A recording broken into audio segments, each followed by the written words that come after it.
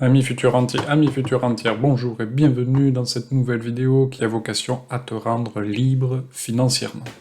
Alors au sujet du jour, au menu, donc la dernière fois on a vu mes raisons de devenir libre financièrement, et cette fois-ci on va parler de comment assainir ses finances, un concept de base qui est nécessaire avant de débuter dans tout investissement. Mais avant toute chose, Magnéto Serge.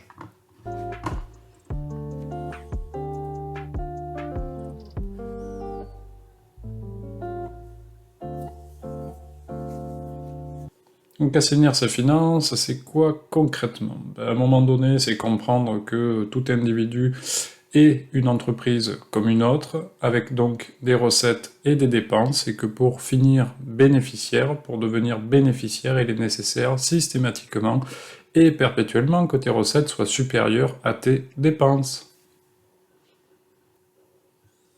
Donc pour répondre à cette problématique, si tu veux, depuis Mathusalem, les entreprises, elles réalisent un suivi de leurs recettes et de leurs dépenses au travers de la réalisation de l'alias fiscal qu'on appelle, qui est contenu par un compte de résultat, qui représente l'ensemble des recettes et des dépenses de l'année, et un bilan, qui lui représente, si tu veux, un état du patrimoine à l'image à l'image où on va le réaliser, si tu veux.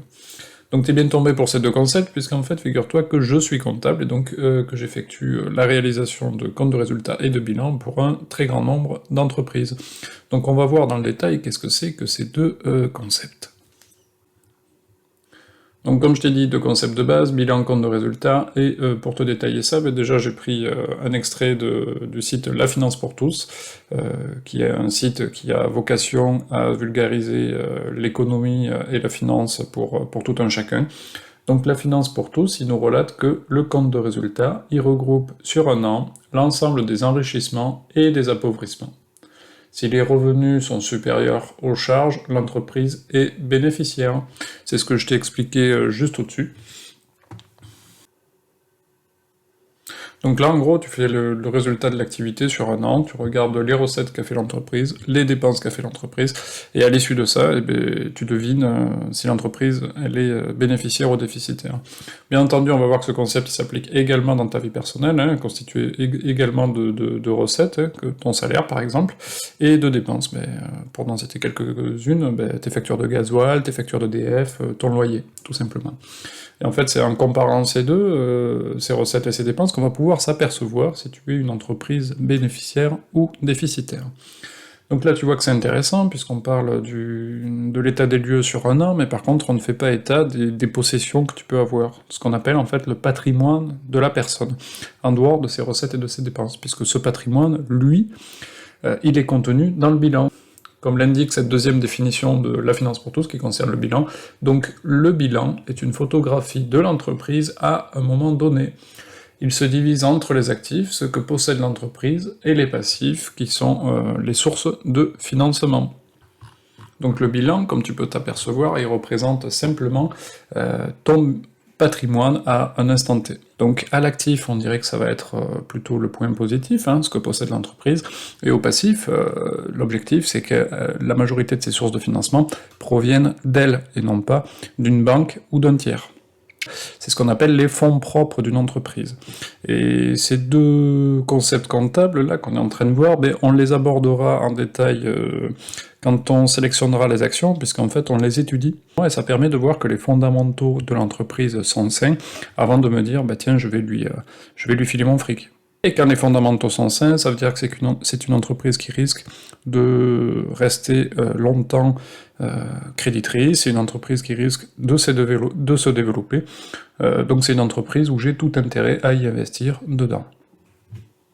Et au niveau du patrimoine, donc notre fameux bilan, il va y avoir les aspects positifs, on va dire, hein, donc ça va être ton épargne, ça va être tes actifs immobiliers, comme ta maison, et ça va être par exemple ta voiture, qui est en fait l'état des lieux de ce que tu possèdes. Et par contre, on va dire qu'il y a des points négatifs, ce qu'on appelle les passifs, qui s'expliquent en fait d'où viennent ces sources de financement. Donc ça va être les dettes que tu as auprès des établissements de crédit, hein, que tu as pu faire pour acheter ta maison, les crédits conso que tu as pu faire pour acheter ta bagnole, et autres. Voilà. Donc on voit que le compte de résultat, c'est un état des lieux sur un an, tandis que le patrimoine, lui, c'est un état des lieux perpétuel. Ça reprend tout ton patrimoine historique, et on fait une photographie, si tu veux, à un instant T. Donc aujourd'hui, préalablement, on va se concentrer, si tu veux, sur le compte de résultat, et on va voir quels sont les endroits où c'est sain, quels sont les endroits où c'est pas sain, et comme on va dresser, si tu veux, un état des lieux de tes recettes et de tes dépenses, on va pouvoir identifier celles qui sont mal gérées, ou celles qu'il faut améliorer, etc., etc. Le but, ça sera d'inspecter, si tu veux, ligne après ligne, histoire de voir les économies potentielles que l'on peut faire, toujours pour essayer d'avoir un résultat bénéficiaire, tout simplement. Donc c'est parti, ça y est, nous allons réaliser ton compte de résultat. Comme tu le vois, à gauche, on va positionner tes charges, et à droite, tes produits. Donc à gauche, je t'en ai mis quelques exemples, donc tu vois, j'ai mis loyer plus charges locatives pour 500 €, carburant pour 100 €, impôts 100 €, EDF 100 €, loisirs 100 €, courses 300 €. Donc ça, si tu veux, moi j'ai fait un compte de résultat sur un mois, tu peux très bien le faire à l'année en prenant tes relevés de compte, et tu détailles sur le total de l'année combien tu as dépensé pour tel et tel poste. Là c'est pareil, je t'ai mis une agrégation en loisirs, tu vois, je t'ai mis 100 balles, tu peux très bien le décomposer. Donc dans tes loisirs, tu vas avoir, je sais pas, les frais d'hôtel, dans tes loisirs, tu vas avoir les frais de restauration, etc., etc. Donc là, tu fais le total de tes charges, on s'aperçoit que ça nous fait 1200 € pour le mois concerné. Donc une fois que tu as établi ton total pour les charges, tu fais ISO du côté des produits, donc là on s'aperçoit que la personne a une seule source de produits qui sont constitués par ses salaires pour 1500 € par mois, donc le total des produits est de 1500 € par mois. Donc tu fais tes produits moins tes charges, tu t'aperçois qu'il y a un résultat donc qui est excédentaire, qui est de 300 €. Tu verras qu'en concept comptable, il faut toujours que les deux côtés s'équilibrent. Donc tu vois que d'un côté j'ai 1500, de l'autre j'ai 1200, et donc pour équilibrer tout ça, il me faut rajouter en fait le résultat excédentaire dans mon compte de résultat, qui est de 300 €. Donc je l'affiche en bas, ça me fait 1500 d'un côté, 1500 de l'autre, c'est parfait, et ça, surtout ça me permet de m'apercevoir que j'ai bien un résultat excédentaire de 300 €. La question est, si on dresse le compte de résultat pour toi, est-ce que tu es une entreprise bénéficiaire ou alors déficitaire? Et c'est ça qui est intéressant, et c'est ça qui sera nécessaire, si tu veux, pour assainir tes finances. Ce compte de résultat, tu comprends bien qu'il permet de répondre à une question quand même très importante, qui est de savoir dans quoi ton argent part. Est-ce qu'il part dans les loisirs? Est-ce qu'il part dans les frais bancaires? Est-ce qu'il part dans l'assurance? Etc., etc. Moi, à titre perso, tu vois, pendant un moment, je dépensais quasiment 20 balles par mois sur des frais bancaires, puisque j'étais à la caisse d'épargne, et c'est ce qui me facturait à peu près. 20 balles par mois pour des frais bancaires, si tu veux, j'ai réfléchi, j'ai regardé un petit peu qu'est-ce qui se faisait à droite à gauche, et c'est là que je me suis dit, non mais là, j'optimise pas du tout. Donc c'est pour ça que de là, j'ai soldé le compte bancaire que j'avais auprès de la caisse d'épargne, j'ai ouvert un compte bancaire à la banque postale, qui me coûte 1 € par mois, soit 3 € par trimestre, et 12 € par an, et j'ai ouvert un compte à Boursorama qui lui est gratuit. Et si tu veux, donc je n'ai une carte bancaire qu'auprès de Boursorama Banque. J'ai fait le choix quand même, si tu veux, de la banque postale. Pourquoi? Pour que mes revenus soient domiciliés là-bas, et aussi pour avoir un conseiller avec qui négocier, notamment au niveau des prêts bancaires, si j'ai des soucis, etc., etc. Je voulais quand même conserver cette certaine proximité. C'est mon choix, c'est pas forcément le tien, donc j'ai envie de dire libre à chacun. Toujours est-il que la conclusion, c'est que je suis passé de 20 balles par mois à 1 € par mois, ce qui me fait 19 € d'économie. Sur une année, ça me fait presque 240 balles d'économiser. 240 balles d'économiser sans rien changer à ma vie, j'ai envie de dire franchement, c'est top quoi. Je t'invite donc à réfléchir de la sorte également pour toi, et surtout, je dirais, avant de faire des sacrifices, de couper dans les loisirs, de couper dans la bouffe, tout ça, je t'invite déjà, si tu veux, à réfléchir aux frais qui sont négociables, comme tu vois, je te l'ai dit pour les frais bancaires pour moi, ça peut être les assurances, etc. Pourquoi? Parce qu'en fait, si tu négocies ça, ça va potentiellement rien changer à ta vie, mais par contre, tu pourras faire des belles petites économies en fin d'année. Donc ça, c'est très intéressant. Si jamais toi aussi tu te dis, bon, Boursorama, ça me dit trop, j'ai trop envie d'y aller, je te partage mon petit code parrainage qui va te permettre de mettre des sous-sous dans ta poche. Donc tu vois, toi, tu vas potentiellement gagner 130 balles, et moi, 60 balles. Donc, l'intérêt c'est quoi? C'est que toi, tu ramasses un peu plus que si tu avais fait une ouverture de compte simple, et moi, je ramasse un petit peu plus aussi que si je n'avais rien fait du tout. Donc voilà, je t'invite quand même à regarder sur le site Boursorama Banque que les conditions n'ont pas changé. Normalement, mon code parrainage bouge pas, mais c'est plus pour toi. Je voudrais pas t'induire en erreur en te disant ça va être 130 balles alors que ça va être que 110. Tu sais, c'est des promos qui vont et qui viennent sur le site Boursorama. Donc une fois que tu as analysé dans quoi ton argent part et que tu as vu comment faire pour essayer de devenir de plus en plus bénéficiaire, hein, ça permet en fait ce compte de résultat au niveau individuel de déterminer tout simplement ta capacité d'épargne. Et ta capacité d'épargne, donc qui est égale à tes recettes moins tes dépenses, elle est capitale. Pourquoi? Parce qu'il y a une équation de base dans l'économie qui veut dire que Y est égal à A fois X. Ça veut dire quoi ça? Ça veut dire que Y constitue, si tu veux, tes rentes, tes revenus, ce avec quoi tu veux vivre. A, c'est ton fameux capital de base que tu places et que tu vois que tu peux améliorer grâce à ta capacité d'épargne. Et X, c'est le taux d'intérêt. Donc tu vois que pour améliorer tes rentes, il y a deux leviers. X, le taux de rémunération en fait de ton placement. Donc il y a un concept tout simple, hein, c'est que plus le taux de rémunération est intéressant, plus le risque est grand. Je m'explique. Si tu investis sur une entreprise, sur une très grosse entreprise du CAC 40, hein, par exemple Total, tu vas pas pouvoir atteindre, si tu veux, des taux de rémunération hyper intéressants, de l'ordre de 200%, 300%, etc. Pourquoi? Parce que c'est une entreprise qui est stable et donc extrêmement peu risquée. La situation n'est pas la même, par exemple, pour une petite PME. S'il y a une PME qui vient de se lancer, ça fait 1 an qu'elle est sur le marché, même si elle a de belles perspectives, on ne sait pas si elle va perdurer ou pas, et donc si tu investis là-dedans, tu as un potentiel éventuel de, j'ai envie de dire, 300, 400, voire 1000%, mais par contre, tu as aussi un gros potentiel de perte en capital net, quoi. La situation est exactement similaire pour un mec qui vient faire un crédit avec un dossier pourri ou un dossier incroyable. Le mec qui a le dossier pourri, ben lui, il va...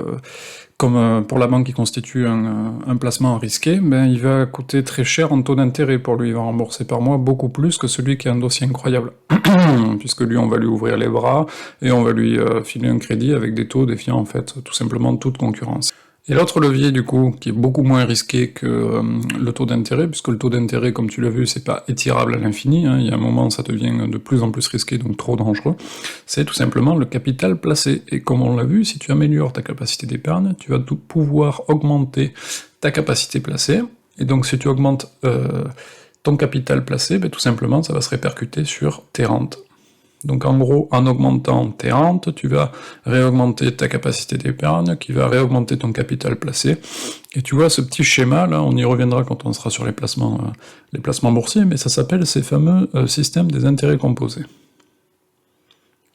Plus tu en places, plus tu en as en plus tu augmentes ta capacité d'épargne, et donc plus tu en replaces. Voilà.